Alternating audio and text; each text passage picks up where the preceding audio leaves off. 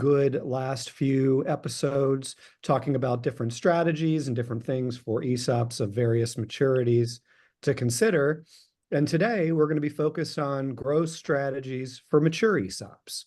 So really stretching ourselves out a little bit, being in a position where we've been an ESOP for a few years, maybe we've paid off that seller debt, maybe we've paid off that bank debt, and now what do we do? And this is really where all the fun really gets to begin in earnest as we think about how to take the company to the next step. And thought that would be a fun topic of conversation to talk about different strategies and opportunities for mature ESOPs out there.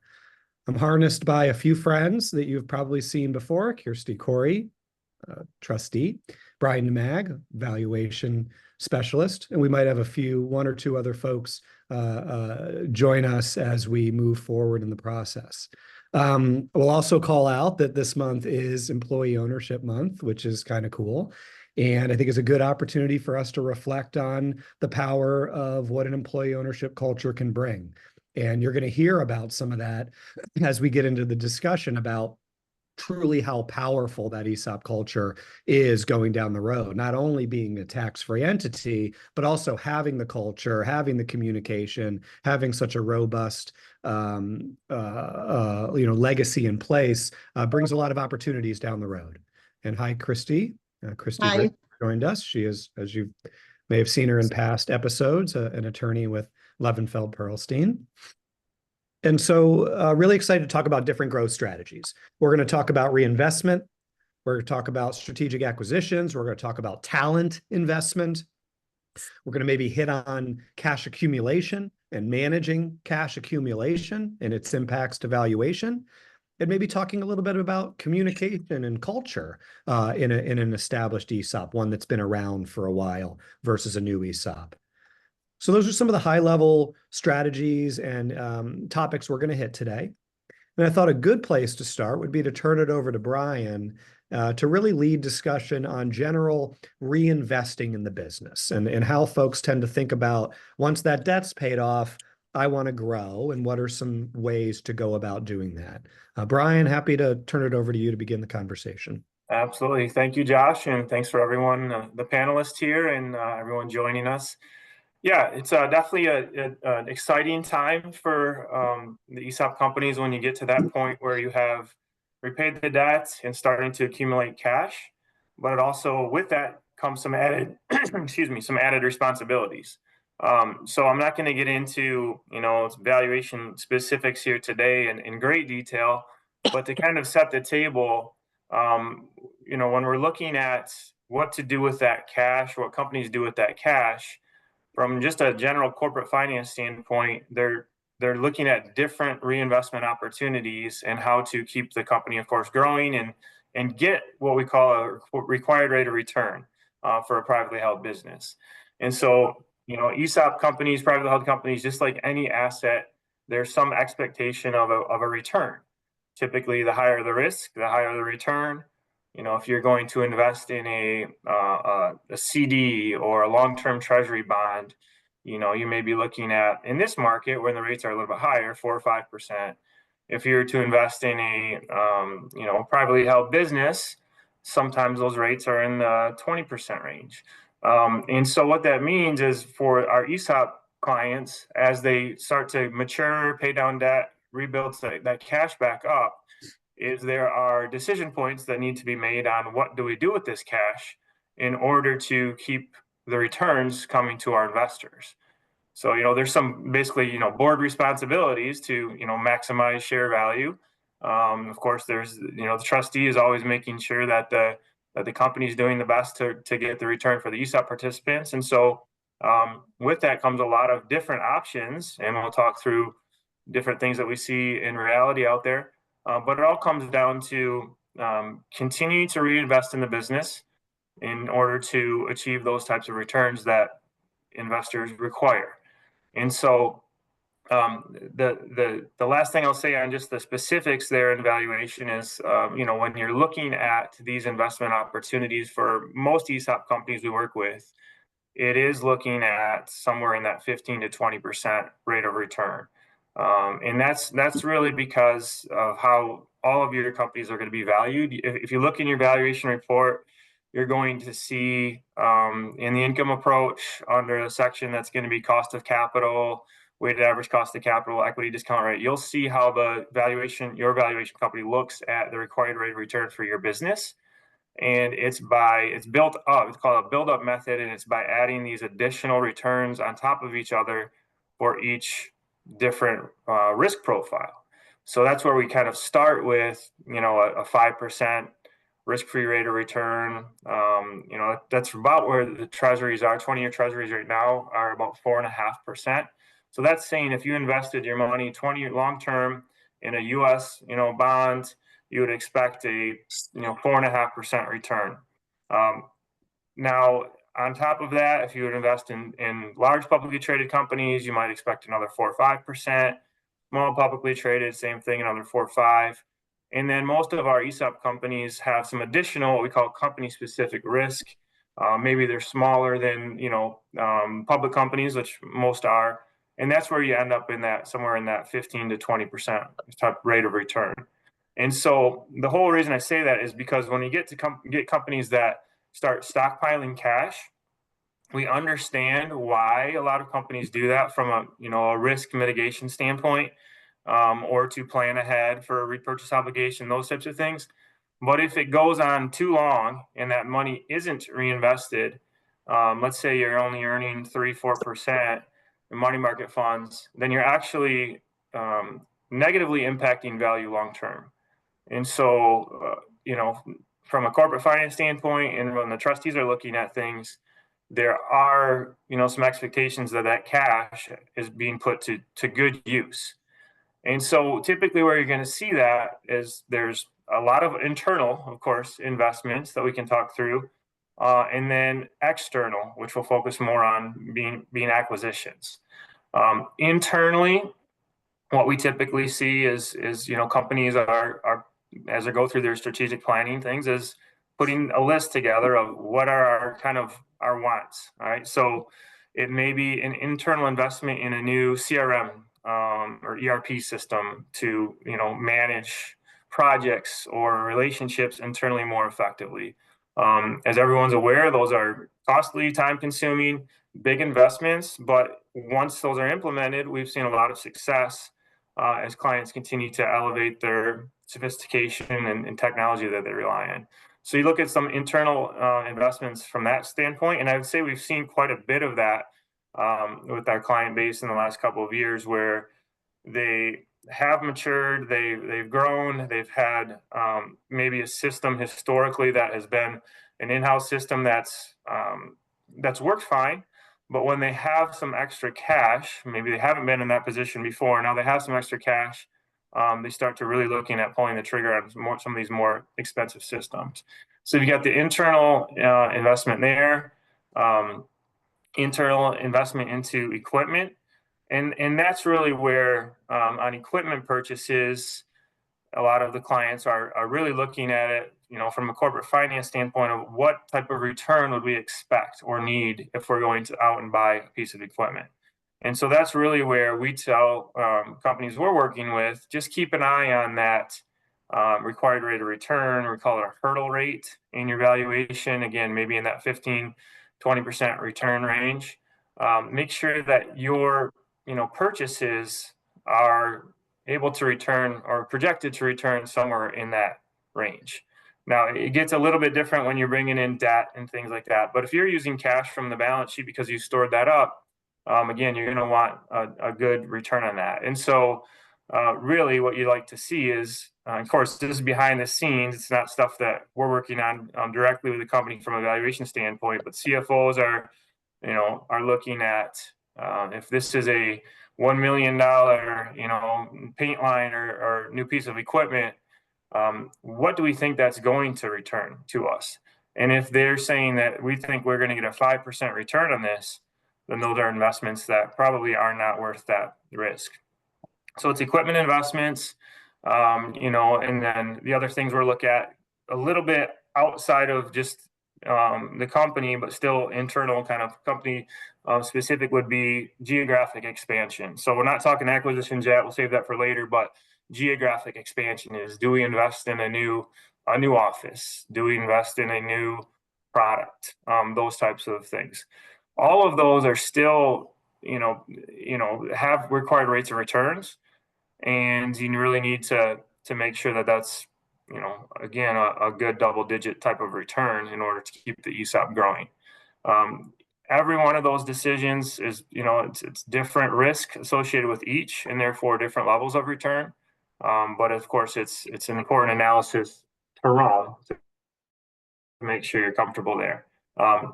The other piece, again, we'll talk about a little bit more later, but just what we're seeing a lot of is internal investment just in people, in talent.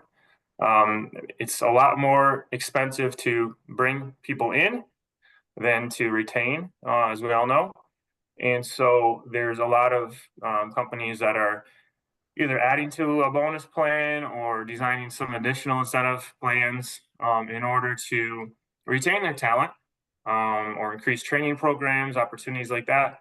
And on the flip side, being a little bit more creative with their hiring strategies. And so that's where, with ESOP companies, we've seen a lot more investment is just into the talent internally. Not to say that there aren't a lot of acquisitions in the space. There's some good activity there, but culturally, that's sometimes challenging for ESOP companies to bring in an outside firm. And so we've seen a lot more investment internally. When we have seen acquisitions, it's also has tended been related to talent of people, and not so much a new market or new equipment. Of course, we see all of that, but a lot of it's been driven by, hey, we're an HVAC company that has a big backlog. We've got a lot of work to be done. We just can't find technicians. We can't find talent. And what they're seeing is that historically, maybe they weren't in the market to acquire a firm because culturally they're like, this company's not going to fit. We have such a unique culture. We don't want to hire, or we don't want to acquire another firm. But they're to the point where they're saying, we're buying the people. We need to buy the talent. They might shut down the other office. They might not need that other market because they're already in it, but they're looking to acquire people. But the important piece for all of that is that these are investment decisions that are vetted, that are discussed internally, and sometimes the trustee, of course, wants to be aware in certain situations of big investments that the company's making, just to make sure that those returns are still strong. But I would say that, really the key is that cash isn't just sitting there. There's a certain level from a protection, risk mitigation standpoint that everyone likes to see, and that's unique, of course, by company and industry. But there's really, with all of these different investment options out there, you're hoping that the companies are, as they're entering this new world of having cash, that they're reinvesting that in a positive way, and at least trying to get a double-digit return versus just holding cash, money market 3-4%, which again, over a long period of time, that actually it could be negative impacts to valuations. Great conversation, Brian. So maybe we can take the conversation into, you had hit on some external things that one can do, and strategic acquisitions obviously comes to mind. We see that. You had commented on that. Christy, maybe I could turn it over to you, and others chime in as necessary. But, what have you seen as it relates to strategic acquisitions? Challenges, opportunities, cultural fit? What are you seeing in your world? And Brian, thank you. That was a very good conversation. You hit on a lot of points. The one thing that I did want to highlight that Brian mentioned, and I think this is important for every ESOP company, no matter what stage life cycle you're in, to keep in mind that when you did this ESOP transaction, you created your own market. I think that's key because it kind of ties, I think it's like a general theme of this topic and a lot of the things that Brian just hit on. Your company is now your market. And so how do you invest in it and what do you do with it is up to you. And you want it to ultimately be the most successful that it can be. You have control over that to some extent. So it's a great thing, and you want to make sure that you're working with your advisors. I like to say that one of the things I love about working with ESOP companies and being an ESOP attorney is that it's very collaborative with the professionals. So the things that Brian talked about, the things that Lazier does, the things that Cheersey does on the trustee side, the things that we do on the legal side, they all sort of tie together. So you really need your advisors, and everybody's willing to help. And again, it goes to the general theme of you're investing in your own market now that you're an ESOP. What are we going to do with it? To the question about the acquisitions, we do see ESOPs making acquisitions as part of their growth strategy. I like to caution that to say you don't want to be in a situation where you have a lot of cash. We usually see this in S corporations, but you have a lot of cash you're sitting on and you're not sure how to invest it, what to do with it. And so you think, well, I need to go buy something. You don't want to make impulsive decisions like that. And you really, really, really want to think through sort of the steps of the acquisition. What are you trying to achieve with it? Is it a geographic decision that you want to move to a different market?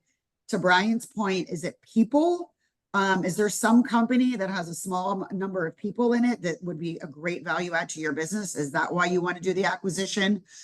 So there's a lot of reasons why you may want to do an acquisition. I would say don't do it just because, well, what else am I going to do with this money? You want to be thoughtful and intentional about the decision-making process. And as a board, that is a board duty. You don't want to breach a fiduciary duty. You want to be very prudent in sort of the approach that you take as to why did you decide to make this acquisition. Some of the challenges we see, and I kind of like to say this should go into the initial sort of analysis. You don't want to find yourself in a position where you made an acquisition and maybe the management or maybe just the employees are just not fitting in. There's a cultural disconnect. Maybe it's just personality, but I do like to advise clients when they come to us and say, we're thinking about making this acquisition. We already talked to the valuation firm and the trustee. What are your thoughts? Mine are not really legal based unless we're doing some, complicated corporate reorganization, which we often do. But I do think you need to be aware of culture. We have 2 clients recently implemented, which I thought was very smart, an integration team. So they had some people within their organization that were kind of their task was to oversee the integration of not even the employees with the management team, to make sure it was smooth working. And you want to kind of do that quick. You don't want to let the culture of the acquired entity, the target, sort of linger too long in your entity, because then it gets hard to change. So you kind of want to get in there soon and sort of integrate, make your culture known. You want to have a brand. Every company should have its brand. What is your brand? And make sure that the target knows that before they even agree to do an acquisition. Some of the more technical considerations that should be considered: debt. Are you acquiring debt to make this acquisition, or is it just cash on your balance sheet? Repurchase obligations. I know we've done a lot of seminars, and you can go to any conference and you'll talk about that, but it's important because it impacts companies' future cash flow. When you look at the repurchase obligation, you're looking, as some of you on the call may know, you're looking at what's our current workforce, what's our projected retirement, terminations, all of that. And you have a repurchase study that you go through periodically to sort of assess that. One of the things that you need to keep in mind is when you're making an acquisition, and especially if it's a large number of people that are going to be added into the ESOP, you need to think about plan design. So how are these people entering? Do they get pre-vesting credit? Do they get pre-participation credit? Do they have a waiting period? What is their workforce? Are these a lot of people that are going to be retiring soon? They're going to be 100% vested that you're going to have to pay out sooner than you were ever anticipating. So some of those technical things that apply to maybe the ESOP plan document, not necessarily culture, I think need to be vetted too. So that's where working with your TPA would be very important, because they can help you sort of look at, well, if you make this acquisition, this is what their workforce looks like. This is how many people would enter the plan. This is what you're adding to the already sort of assessed repurchase obligation. So I think that's some of the technical things outside of the culture that I would sort of recommend that companies look at before and during an acquisition sort of analysis. Awesome. Kirsty, any other thoughts or things that you tend to see on the trustee side, or things that, clients are asking you about directly, as Sure. sort of trustee or of the ESOP? Yeah, so I think the first thing I want to point out is that these acquisitions by the companies that sponsor the ESOP are typically always board decisions. It's not typically a trustee decision unless you're using the ESOP to make the acquisition. And of course, we've all probably been involved in a number of those transactions, at least us, the professionals here on the video conference, but they are talked about a lot. They happen few and far between, but sometimes they can be very, you know, useful in certain situations. But most of the time, I would say 95% of the time, when a company does an acquisition, it's a company going out and acquiring another, company through an, stock or asset type sale. Again, that decision always remains at the board level, but as a trustee, I do like to be informed. I like to know what the company is doing. I usually have some questions, kind of hitting on exactly what Christy was speaking about. Tell me, the benefits of the acquisition, how you've kind of gone about assessing it. How did you identify the company? And tell me how you're folding in these participants to the existing plan. Every now and then I get told, well, we're not really acquiring any new employees. We're acquiring a company for a different reason. But most of the time there are additional employees coming over to join the ESOP, the company that sponsors the ESOP. I think culture is huge. I have a lot of companies that are very good at identifying whether or not an acquisition would be the right cultural fit.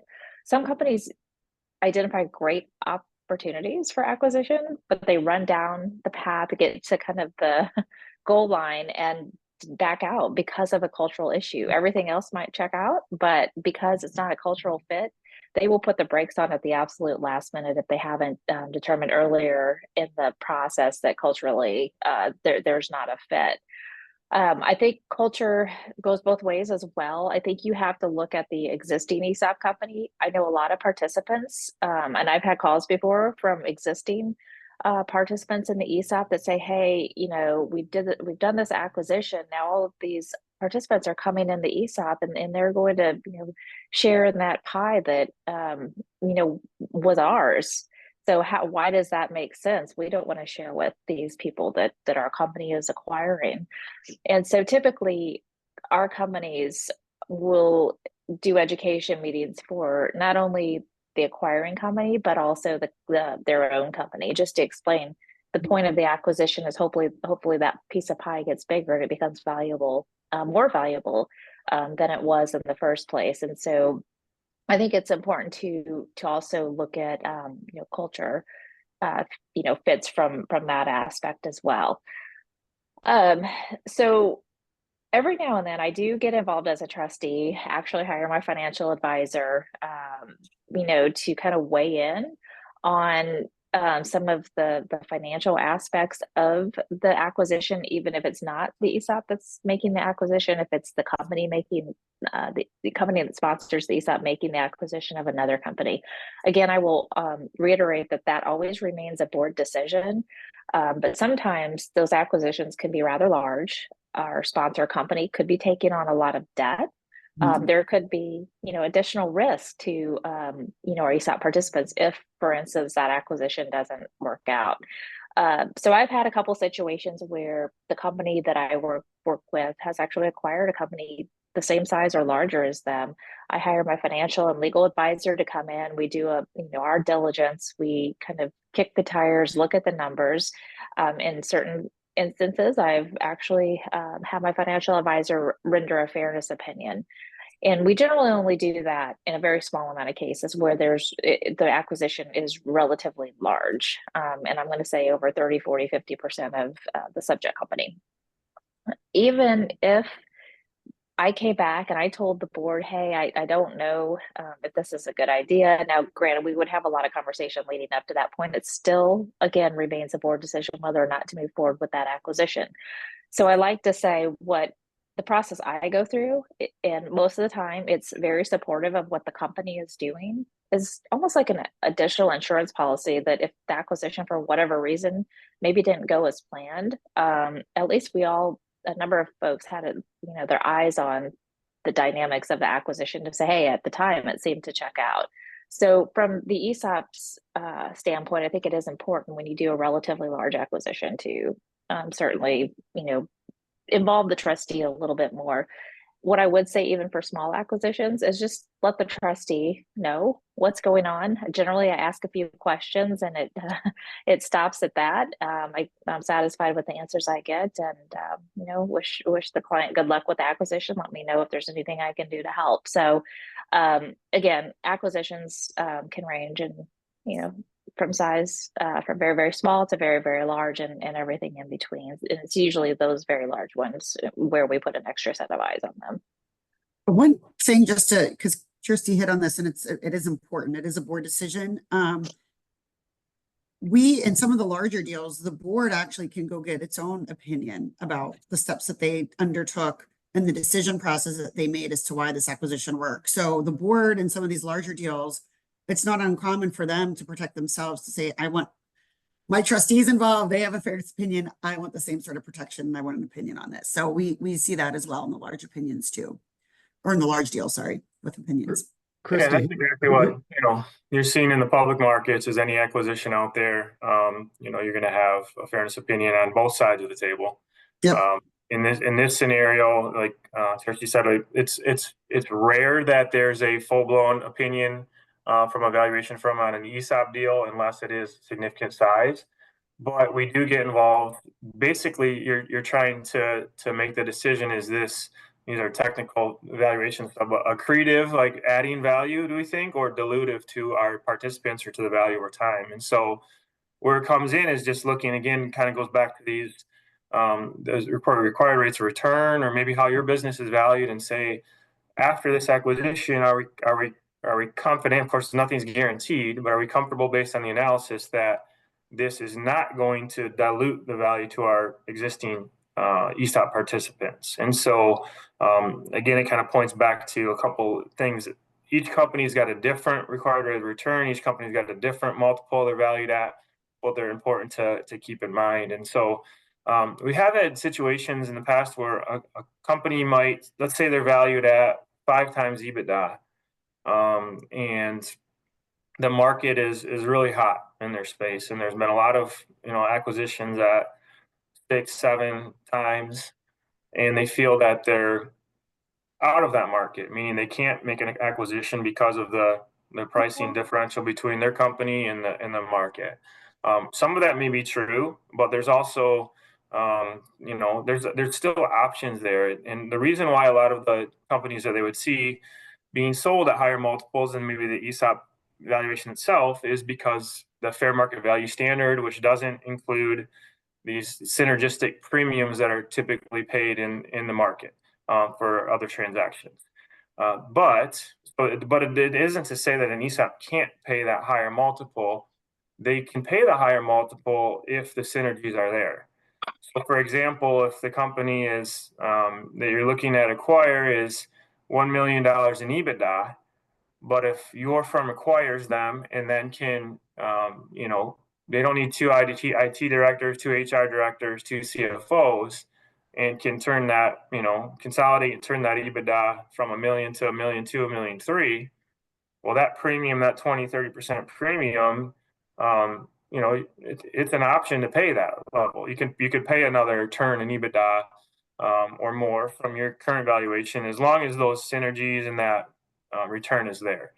And so, I think that's important. Like, you don't want to, if you're a business that's been valued at 5 or 6 times EBITDA, a 10x multiple on an acquisition is probably not within range.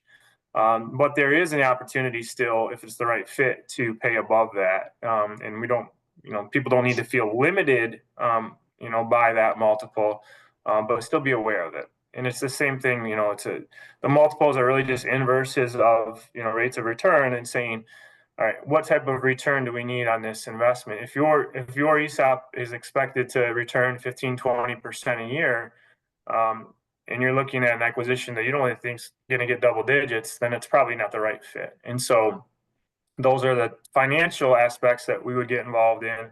Again, not on a 10% of value deal, but on if it's 50%, absolutely that could have. It's an acquisition that is overpriced, then that could have an impact on the ESOP, and the trustees would at least like to have that detail for everyone to put forth an analysis, whether that's in a formal document or just our discussions internally documented. It's important. Great discussion. Maybe we could pivot internally, and get back to the people, and talk a little bit about how folks invest in talent, whether it's through management incentive plans, cash bonuses, other types of compensation structures. Being tax-free, in the long run allows you those opportunities to be aggressive and keep the people you want to keep. This is really for everyone. I mean, Christy, maybe I can kind of start with you. What have you seen as folks are talking to you about how to manage that cash and specifically in terms of investing in the people? One, aside from sort of I know we hit a lot about the employees and putting them into the ESOPs so they're getting this benefit. One of the other very, very important tools for a company, and this kind of goes twofold. It's for retention of the current team, but it's also for recruitment purposes, are the SARs, the stock appreciation rights. Those and anybody on this call that has seen their SARs sort of hit value and get paid out, they can probably relate to this. But SARs, as they grow and as company value increases, similar to like your, the stock price within the ESOP, your SARs are growing too. And so it goes back to that whole, how am I internally investing within my own market? Because SARs are part of your own market and how that's sort of growing over time. But being able, if there's really a target that you really have your eye on, and they meet all of the things that you're looking for, and culture is just completely there as well. And this is like, I cannot let this opportunity pass me by. It's going to help so much for so many reasons. Being able to offer some of the management team retention or performance SARs is very beneficial. I always like to caution our clients when we do these ESOP transactions, they want to issue all of the SARs all at once. And it's great, and we all understand why they want to do it. But it's also good to try to keep some aside, because you never know when there might come a time when I don't know, 5 years out, something like that. And maybe you want it 4 years out. I don't know. We've seen some do them sooner. But you really wish, God, I really wish I had those SARs to offer. You can always go back to the trustee and legally and talk about what to do. But for the most part, you want to make sure that you're keeping some of your SARs aside for those times when maybe there's a retention issue. You might need to issue some more. Maybe there's a recruiting issue, and that magic target, giving them some SARs is just going to push this deal through and make it a little more sweet. So I like to say, use your SARs. They're valuable. They provide a lot of incentive. Again, once you're recruiting somebody and they're within the company, they're in the ESOP, they're getting these SARs. It's a great way, in addition to like a bonus or whatever else you might want to do just outside of those incentive or the ESOP itself. I find that to be a very, very fruitful vehicle for retention and recruitment. Yeah, and Chrissy, if I could just add, like having the ability to have a SAR pool to allocate to potential, acquisition, That's a good point. Yeah, just so keeping something in that pool, because a lot of times we see acquisitions as a result of somebody wanting to retire, right? Or maybe there's not a successor management team to take over, but you might need those folks around for a couple of years post acquisition. And yet they're looking for upside as well. And if you don't really have it to give in the ESOP, especially knowing that their time horizon could be short, because the whole reason they sold the company in the first place is to, have that transition plan to allow them to exit the business. I've seen a number of cases where SARs have been very instrumental in providing that, 2, 3, 4, 5 year, horizon for these folks to come in, help integrate everything with the existing business, but have them accomplish their goal by having the upside, but yet being able to step out you know, on their timeline. Yep. And that's, I agree. I actually like the idea that you just said about having maybe, you know, an acquisition retention pool set aside. I think that's a smart idea. And the one client that comes to mind that did an acquisition, they didn't really label it. They set SARs aside for that reason. But then again, they also had this integration team that was in charge of acquisition. They like sort of making sure it was all gonna sort of work as well as they could possibly predict. But I think those are valuable tools. A lot of the things about acquisitions, there's a lot of, you know, technical from the TPA side, the trustee side, the valuation side, even legal side. When we get into like, you know, some of these deals we have to do are very, there's a lot of corporate reorganization that needs to take place before for various reasons. And those are all great and everybody's here to help. But then I also think there's just some of that, you know, what's the vibe, what's the energy, what's, you know, how are people internally and at the target feeling about it outside of everything that we're sort of advising. So I think that's great advice, Kirsty. Great conversation. I thought we could maybe circle back. I think one of the other things that we sort of hit on that I'd like Brian to maybe go a step deeper and continue to dialogue on is just managing that accumulation of cash and really thinking about its impacts positively or negatively on valuation. And you heard a little bit of that from Brian's discussion earlier, but yeah, it's a big thing, and I think it's a thing that all ESOPs are going to have to eventually figure out.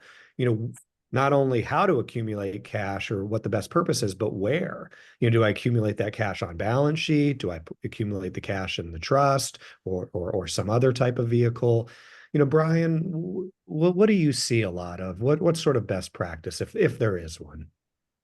Yeah, absolutely. I mean, we're definitely seeing retention mostly on the company's balance sheet, which what you'll see is, you know, in the valuation is that's dollar for dollar, typically directly impacting year-end valuations.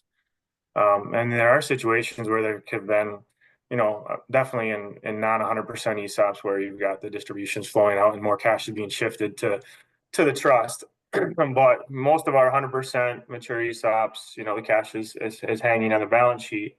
Again, it's good. Again, when we look at our risk factors, company specific risk, one of them is definitely balance sheet strength, financial, you know, leverage, and you know, just financial strength overall. So having cash is valuable. Not only the dollar amount, but the risk mitigation that brings.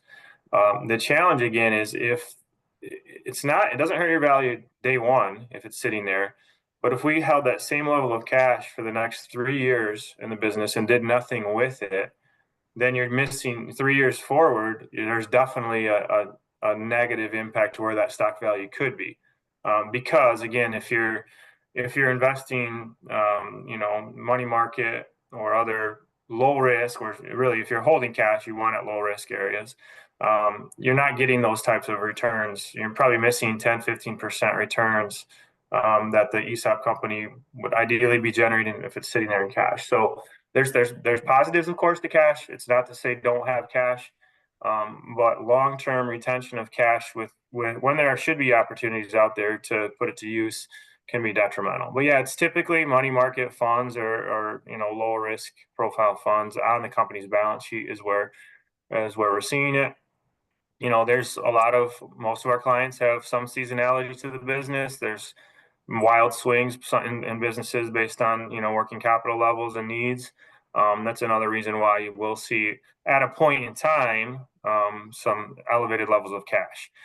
There are some companies where at year end there are some major movements in working capital levels, and therefore if we're doing a valuation on December 31, we may see $10 million of cash, and throughout the year they're only averaging 1 or 2 based on those flows. And so it's something we keep in mind from a valuation standpoint. We're not going to say, you know, that you should be reinvesting this cash if you're that volatile, if the cycles are that volatile. There's a lot of good reasons for holding that cash, or even bonding purposes for some construction companies. But it all goes back to trying to look at the opportunities to you know, put that cash to use.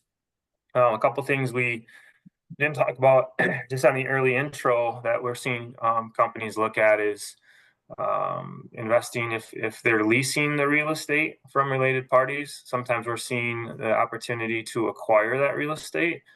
That's been more attractive because of what we're seeing just in the rate environment overall. So if you think about, just the higher interest rate environment we've all been in the last couple of years, that pushes up required rates of return on every asset, and including real estate. And so with real estate, you're seeing higher required rates of return by developers or investors, and that's why you're seeing then rents moving higher. In a situation where a company can acquire real estate, if they have excess cash, buy the real estate, you're getting two things. You're getting more control of that asset. You don't have to worry about lease rate changes, things like that. And you're trading potentially cash at a 3-4% return for a real estate cap rate or return that might be 7-8%. Again, it's not it's not getting you the 15% that you would typically see for equity returns, but there's a lot of benefits to that. So we're seeing a little bit more of maybe related party transactions where the real estate has been separate, that if there is excess cash that they're maybe bringing that in to the company. So that's an option there. The other thing, and I wouldn't see a whole lot of it separate from the repurchase obligation, but it's some of the highest returning or highest return opportunities could be the company's stock. Public companies, when you're seeing buybacks, it's because they feel like there's some nice opportunities there. They might not have equipment or acquisitions they're looking at, but they don't want the cash sitting there, so they're buying back company stock. Now with ESOP companies, of course, you have the unique aspect of you're buying it back typically for keep the plan going, recycling it. But we have seen situations where there could be a releveraging outside of just your standard repurchase obligation needs. And that can, you're basically buying what is expected to be higher return stock and trading that for lower cash. So lots of different strategies. I mean, typically if there's excess cash sitting there for a long term, you want to be at least getting a 3-4% return. But encourage companies to continue to look at these other opportunities where you're going to get double digits, because over a long period of time, that's really where the company needs to be generating in order to kind of keep pace with their kind of risk profile and what investors would want. And that's really where sometimes with the ESOP companies, because it's trustee ESOP company, it's all very closely held. I won't say there's a comfort level, but there's some maybe a little bit less energy towards the growth when you get in that scenario, because you're saying, all right, it's all our stock, we can do what we want with it, let's just be very conservative, and there's value to that.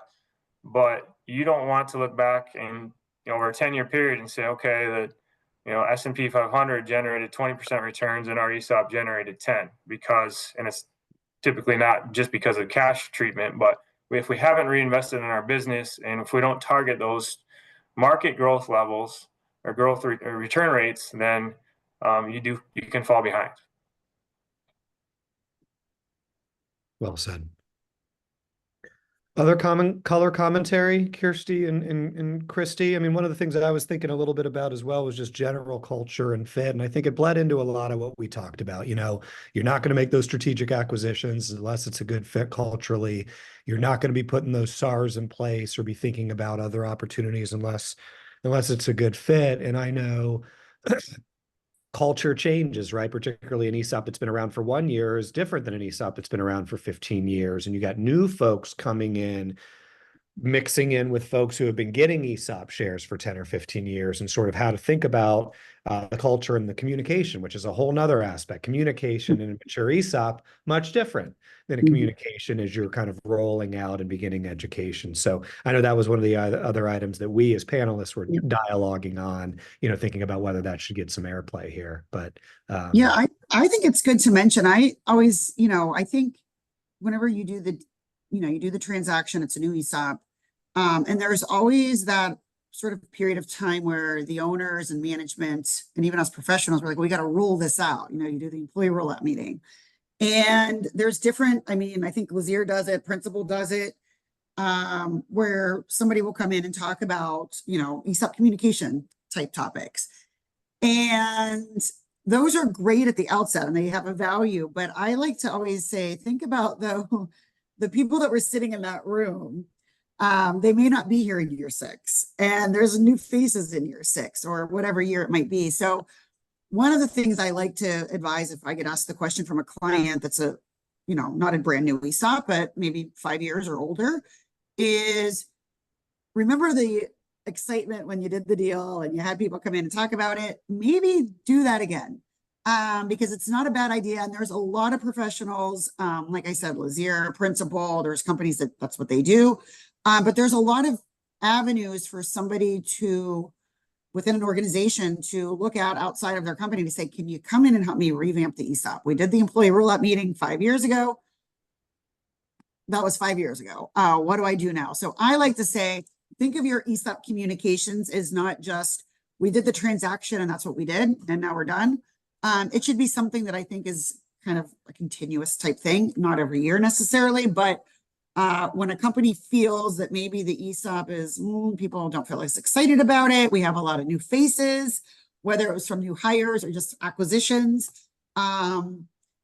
kind of keeping that fuel, you know, using that fuel for that fire to keep it alive, I think is always, it goes a long way. I know it sounds kind of silly, but it really does. We've seen it. And I think the culture aspect, to me, it's like the most difficult thing, because it's like, how do you get people to care? Like, how do you encourage or you know, people that may not otherwise care to care? And I think it's exactly what Christy said. The ESOP culture education, it's not really an event, it's more of a journey, we like to say, and it depends on, you know, exactly how involved you do want to be with your participants. Some companies you know, spend the money and they have firms come in there that do continuous you know, education throughout the year. A lot of times that's very hard with the new ESOP because, you know, statement balances aren't that great. They say, I think it's on average, it takes about 4 years for that statement to be meaningful. And of course it can happen sooner. Sometimes it can happen later.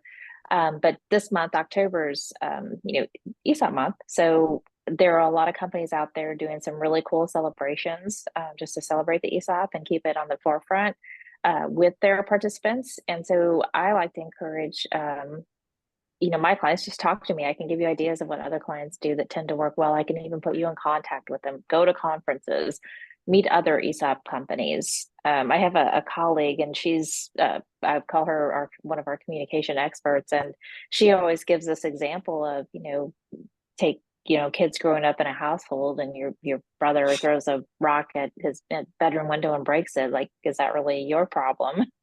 And most would say no, but now you have all of these folks, you know, under the same, well, maybe not under the same roof, but at the same company, hopefully rowing the boat in the same direction, because, you know, their impact does make a difference on everyone's ESOP balance. So it's just kind of you know, finding the best way to tackle education, culture, communication. And I like to tell my companies, you know, your people better than I ever will, but there are resources out there.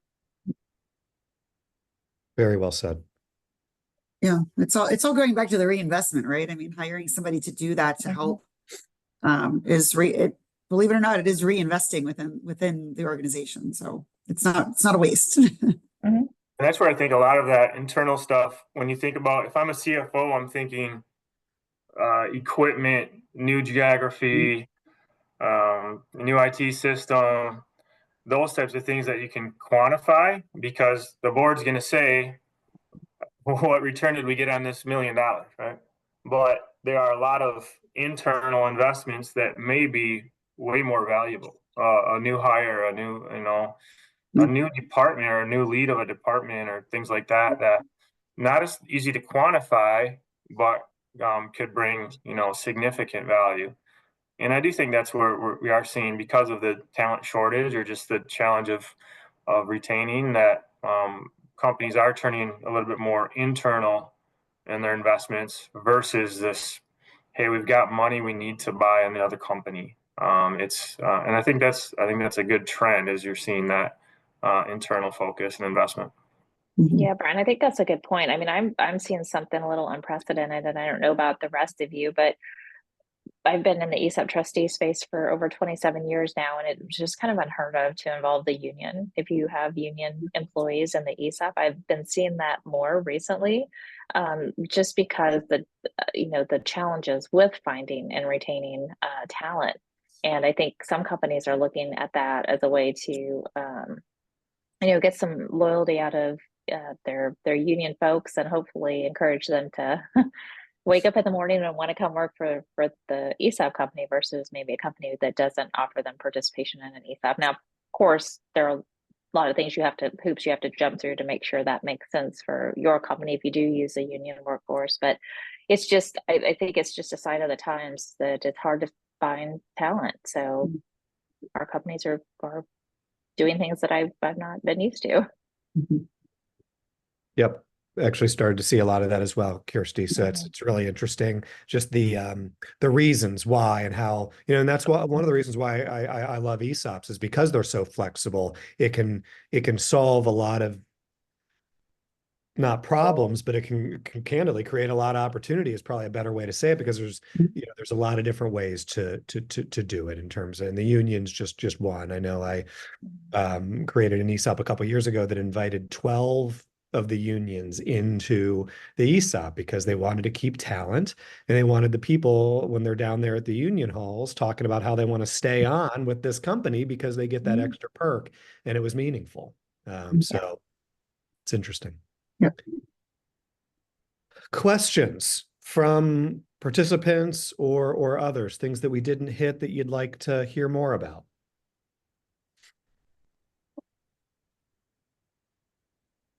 And if not, I'm happy to turn it over to Danny. I want to thank everybody. This was a fantastic year. Thank you to the panelists. I appreciate you joining us every few months for these. They've been really helpful, not only for us, but for our clients as well.